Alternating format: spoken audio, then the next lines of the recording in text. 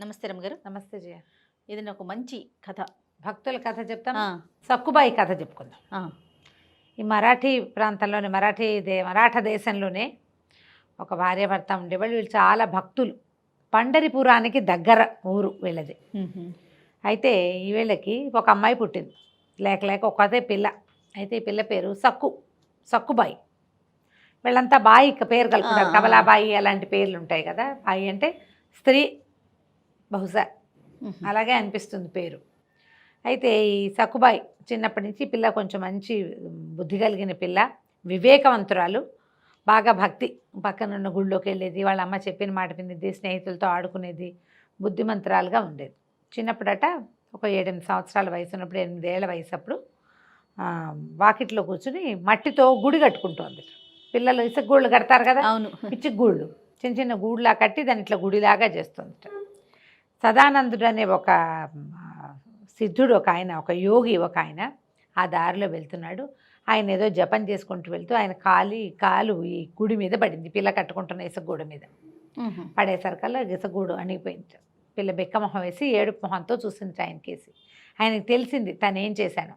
చూసుకుని అమ్మ నెత్తి మీద చెయ్యేసి చెప్పేట, సృష్టి బ్రహ్మదేవుడు ఇలాంటి మృణ్మయ మందిరాలు నిర్మిస్తాడు, మట్టితో చేసేవి. ఆ మృణ్మయ మందిరాలు మట్టి మందిరాలం మనము. ఈ మృణ్మయ మందిరంలో ఒక తన్మయ మందిరాన్ని నిర్మించాలి. మట్టి గూడు, భగవంతుడు నిర్మించిన మట్టి గూట్లో జీవుడు ఉంటాడు. మనం నిర్మించిన తన్మయ మందిరంలో అంటే తనువుతో లోపల చేసినటువంటి గుడిలో భగవంతుడు ఉంటాడు. ఆ తన్మయ మందిరంలో భగవంతుడిని ఉంచాలంటే చిన్మయ స్ఫూర్తి కావాలి. దానికి చిత్ ఏమిటో తెలుసుకోవాలి. మనము కానిది ఇంకొకటి ఏదో ఉంది. ఇది మనం కదా, నేను నువ్వేమైనా చేసావా? నువ్వు ఏదో క్రియ చేస్తే మానవుడు, ఒక మనిషి పుట్టాడు. నీవు ఏ క్రియ వల్ల మానవుడు జన్మించాడో ఈ క్రియకి ఈ మానవుడికి సంబంధం లేదు. ఇది వేరే స్వరూపం. అంటే ఇప్పుడు ఈ క్రియ వరకే నీది. ఈ క్రియలోంచి ఒకడు జన్మించడం అనేది నీ ప్రమేయంతో జరగదు. అలా దానంతటా జరిగిపోతుంది. ఆ జరిపేవాడు బ్రహ్మ. అతను ఏం చేస్తాడు, ఇందులో ఒక జీవుడిని ప్రవేశపెడతాడు. ఆ జీవుడు భగవంతుడు కట్టినటువంటి మట్టి గుడి, బ్రహ్మ కట్టిన మట్టి గుడి మనలో జీవుడిని ప్రవేశపెట్టి వదిలిపెడతాడు. వీడేం చేయాలి, తన మనసులో ఒక గుడి కట్టాలి. దాంట్లో భగవంతుణ్ణి ఉంచాలంటే ఈ చేత్తో చేసింది, కాలుతో చూసింది, కంటితో తెలుసుకున్నది కాదు. కంటికి కనపడనిది, చేత్తో చేయలేనిది అయినటువంటి ఒక స్వరూపాన్ని అక్కడ ప్రతిష్ఠ చేయాలి. ఆ స్వరూప ప్రతిష్ఠ ఎలా జరుగుతుంది అని చెప్పి ఈ పిల్లకి చెప్పాడు. ఆ స్ఫూర్తిని కలిగిద్దాం, నేను నీకు కలిగిస్తానని పాండురంగ మంత్రాన్ని ఉపదేశం చేసేట 8 ఏళ్ల పిల్లకి. ఆమె ఆ 8 ఏళ్ల పిల్ల అప్పటి నుంచి పాండురంగ మంత్రం చెప్పుకుంటూ ఉండేది. భగవంతుడు ఇప్పుడు నువ్వు చేసేది ఏది భగవంతుడు కాదు, నీ బుద్ధి నిలవడానికి ఏర్పరచుకుంటావు. గుళ్ళు గోపురాలు ఎన్నున్నాయి జయ. అవునండి, ఎన్ని వేల లక్షల దేవాలయాలు ఉన్నాయి, ఎన్నో ప్రతిమా స్వరూపాలు.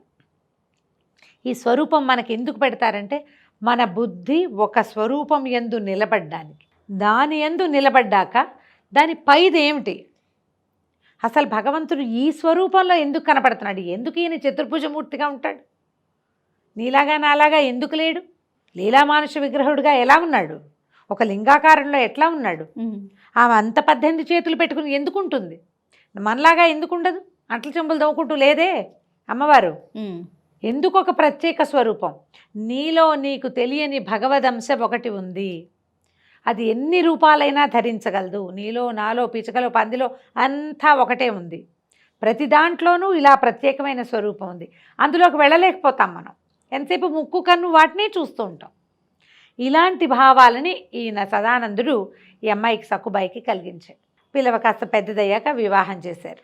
మరాఠీ పేర్లు కదా, మిత్రకాంతుడు అనే పేరున్న ఆయనతోటి పెళ్లి చేశారు. పెళ్లి చేస్తే అత్తగారు వాళ్ళు ఈ పిల్ల భక్తి, పూజ చేసుకోవటం, పాండురంగాన్ని కొలవటం వాళ్ళకి విసుగ్గా ఉండేది. వాళ్ళ ఇంట్లో వాళ్ళంత భక్తిపరులు కాదు. వాళ్ళ భక్తి అంతా గుళ్ళోకి వెళ్ళటం వరకే. జపం చేసుకునే భక్తి ఏమిటో తెలియదు వాళ్ళకి. గుడికి వెళ్ళటం, కార్తీక పురాణం వినటం, అవన్నీ ఏమిటి, మొదటి మెట్టు. వాళ్ళు ఆ మెట్టు మీదే కూర్చొని అదే అద్భుతం అనుకుంటారు. ఆ మెట్టు దాటేసింది ఈ పిల్ల చిన్నప్పుడే. బాగా పని చేయించేవాళ్ళు లొంగదీసి. ఎంత పనో అయితే ఒకసారి ఏమైందట, పండరి యాత్రకి వెళ్తున్నారు అక్కడ ఆ ప్రాంత వాసులంతా. వెళ్తుంటే వీళ్ళు పండరికి పాటలు పాడతారు. ఆ పండరి యాత్ర పాటలు మహాద్భుతంగా ఉంటాయి, అసలు పిలిచేస్తున్నట్టు ఉంటాయి అన్నమాట. ఆ భక్తి పారవస్యంలో ఈ అమ్మాయి ఏం చేసిందట, ఆ పండరి యాత్రికులతో పాటు 2 చేతులు నెత్తి మీద పెట్టుకుని పాటలు పాడుతూ వాళ్ళ వెనకాల వెళ్ళిపోయిందట. అత్తగారు చూసి ఎవరితోటి లేచకపోతుందని, మరి అంతేగా యాత్రికులు పోతేనే వాళ్ళ వెనకాల పడి వెళ్తుంటే ఏమనుకుంటారు, వాళ్ళకి ఒకటే అర్థమవుతుంది, అంతే. తొలి మెట్టు మీదే ఉన్నారు, మెట్లు ఎక్కలా, వాళ్ళు మొదటి మెట్టు తాలూకు మొదట నుంచుని ఉన్నారు. నుంచున్న వాళ్ళకి అలాగే అర్థమవుతుంది. ఆవిడ లాక్కొచ్చి ఇంట్లో పడేసింది. ఇట్లా చేస్తావా, అట్లా చేస్తావా, ఇట్లా చేస్తావా, తిట్టింది, 2 చెంపకాయలు కొట్టింది. అత్తగారులు కొట్టేవాళ్ళు, ఇప్పుడు అత్తగారులు ఒట్టుగా తిడుతున్నారు. కొట్టి ఏం చేసిందట, ఒక బస్తాడు జొన్నలు అక్కడ పడేసి జొన్న పిండంతా విసరమందట. వాళ్ళు జొన్న ఎక్కువ తింటారు కదా. అవును. ఆ జొన్న పిండి ఏం విసురుతుంది అమ్మాయి, ఏవో విసిరింది. విసిరి విసిరి విసిరి పాట పాడుకుంటూనే ఏదో తమాషా పండరి యాత్ర పాట కూడా ఒకటి చిన్నప్పుడు నేర్చుకున్నాం మేము, మర్చిపోయినా, గుర్తు రావట్లేదు. పిలుస్తూ ఉంటారనమాట, వెళ్దాం వెళ్దాం వెళ్దాం పండరిపురం యాత్రకి వెళ్ళాలని. నడిచి వెళ్తారు. ఇప్పటికీ కూడా పండరిపురానికి నడక యాత్రికులు బాగా కనిపిస్తారు. ఏ ఊరుంటే ఆ ఊరు నుంచి బయలుదేరి నడుచుకుంటూ వెళ్తారు పాటలు పాడుకుంటూ. ఆ పాట పాడుతూ పాడుతూ సొమ్మసిల్లి పడిపోయిందట. పాండురంగడు వచ్చి ఆమె బదులు మొత్తం బస్తా పిండంతా విసిరేసాడు. ఈవిడ స్వరూపంలోనే, ఈవిడ రూపంలోనే పిండి విసిరాడు. ఆవిడ ఏ టైంలో లేచినా అత్తగారు లేచి చూస్తోంది కోడలు ఏం చేస్తోంది అని. 12ంటికి లేచింది, పిండి విసురుతోంది కోడలు. 2ంటికి లేచింది, కోడలు పిండి విసురుతోంది. 4ంటికి లేచినా విసురుతోంది. తెల్లవారి ఇంతకీ అమ్మాయి అక్కడ లేదు, ఓ పక్కన సమస్యలు పడుకున్నది. పొద్దున్నే లేచి క్షమించత్తయ్యా నేను పిండి విసరలేకపోయానంటే నిర్ఘాంతపోయారు ఇంటిల్లి పాది. తింటూ పదగా ఇది ఇక్కడే ఉంది, పిండంతా విసరమని పడి ఉంది. ఆవిడ చూసింది కదా. దాంతో అత్తగారు ఏమనుకుందంటే దీనికి భగవంతుడు సహాయం చేస్తున్నాడని అర్థమైంది. కోపం పట్టలేకపోయింది. భగవంతుడి సహాయం కూడా అయినా సరే ఆవిడకి దీనికి దేవుడు దిగి రావడం ఏంటి, వెర్రి బొందా, దీనికి ఎందుకు రావాలి దేవుడు దిగి. ఓకే. మీకు ఇలా పోటీ పెట్టుకోవడానికి పంతానికి భక్తి గిక్తి అడ్డం రావు. భగవంతుడు కూడా కాదు, వాడికి ప్రత్యక్ష అవటం ఏమిటి, అలా కదా కావాలి, నాకు కదా కావాలి. మేము రోజు గుడిలోకి వెళ్ళేవాళ్ళం. ఇది గుడికి వెళ్ళదు గోపురానికి వెళ్తే ఎంతసేపు గుడి కూడా జపం చేస్తుంది. దాంతో ఏమవుతుంది, గుడికెళ్ళి దర్శనం చేసి పువ్వులు సమర్పిస్తే కదా భగవంతుడు వచ్చే దానికి వస్తాడు. దీనికి ఎట్లా వస్తాడు. మళ్ళీ ఒకసారి పండరి యాత్రకి చాటింపు వచ్చింది ఊళ్ళో. వచ్చేసరికల్లా ఈవిడ వెళ్దామనుకుని అడిగితే అత్తగారు ఒప్పుకోక మజ్జిగ కవ్వం కట్టే స్తంభానికి వేసి కట్టేసింది. యాత్ర కిందటిసారి వెళ్ళిపోయింది కదా, తన్మయత్వంలో వాళ్ళ వెనకాల పోతోంది, అందుకని లాక్కొచ్చింది కదా అత్తగారు. ఈసారి కట్టేసి వెళ్ళిపోకుండా ఉండటానికి తాడేసి కట్టేసింది. రాత్రి కట్టేశారు. సాయంకాలం తెల్లవారుజామున కృష్ణుడు అత్తగారి రూపంలో వచ్చి తాడోడదీసి పండరిపురం వెళ్ళి రమ్మని ఆజ్ఞ ఇచ్చాడు. అత్తగారే ఒప్పుకుంది కాబట్టి ఈవిడ భజన చేసుకుంటూ ఆ వెళ్తున్న జనాలతో పాటు ఆవిడ వెళ్ళిపోయింది. కృష్ణుడు అప్పుడు సక్కుబాయి వేషంతో ఆ స్తంభానికి వేసి కట్టేసుకున్నాడు. పాండురంగడే ఆయనే బంధింపబడ్డాడు సక్కుబాయి బదులు. చిన్నప్పుడు వాళ్ళ అమ్మ కట్టేసింది ఒకసారి ఈయన్ని. దేనికేసి కట్టింది, రోడ్డు కట్టింది. ఈసారి మజ్జిగ చేసే కవ్వం స్తంభానికి వేసి కట్టుబడి నుంచునున్నాడు. అత్తగారు వచ్చింది, తెల్లవారు చూసుకుంది, పండరి యాత్ర వెళ్ళిపోయింది, ఇంక ఇదేం చేయదని బూడదీసింది కట్లు. ఇప్పుడు సక్కుబాయి వచ్చేదాకా ఎవరు చేయాలి పనులు, ఇక్కడ కృష్ణుడే చేయాల్సింది. రంగడు పాండురంగడు పని చేయాల్సింది. ఇక అక్కడి నుంచి పొద్దున్నే వాకిలు ఉడిచాడు, మజ్జిగ చిలికాడు, వెన్న తీశాడు, జొన్నలు దంచాడు, రొట్టెలు చేశాడు, సంకటి చేశాడు, అత్తగారి కాళ్ళు పిసికాడు, భర్తతో ముద్దుగా ముచ్చటగా సల్లాపంగా ప్రవర్తించాడు. ఇక తన భక్తురాలు వెళ్ళి సశరీరంగా పాండురంగడిని చూసే వరకు కూడా రోజుల తరబడి అత్తారింట్లో సేవించాడు. ఈ భగవంతుడితోటి సేవించబడ్డం వల్ల అత్తగారు కూడా ఒక రకంగా మెతగ్గా అయిపోయిందట. ఇంతలో ఏమైంది, 5 రోజులు 3 రోజులు గడిచింది, ఒక 3 days గడిచింది. 3 రోజుల పాటు భగవంతుడే వీళ్ళింట్లో సేవించాడు కోడలి బదులు. అక్కడికి ఆ పండరి యాత్రకు వెళ్ళి వాళ్ళ ఊరు పక్కనే దగ్గరే కదా, 3 రోజుల్లో అయిపోతుంది యాత్ర. తిరిగి వచ్చిన వాళ్ళు ఎవరో సక్కుబాయిని అక్కడ చూసామన్నారు. వీళ్ళింటో చెప్పేసరికి వీళ్ళు నిర్ఘాంతపోయారు. రోజు ఇక్కడే ఉంది కదా, పండరి యాత్రకు ఎట్లా వెళ్తుంది. ఆ యాత్రకు వెళ్ళింది ఎప్పుడు, ఒకరోజు తెల్లవారుజామున 3 రోజుల నాడు. తెల్లవారుజామున అత్తగారు చూసేసరికల్లా సక్కుబాయి స్తంభానికి ఏ తాడుతో తను కట్టేసిందో అదే తాడుతో కనపడింది.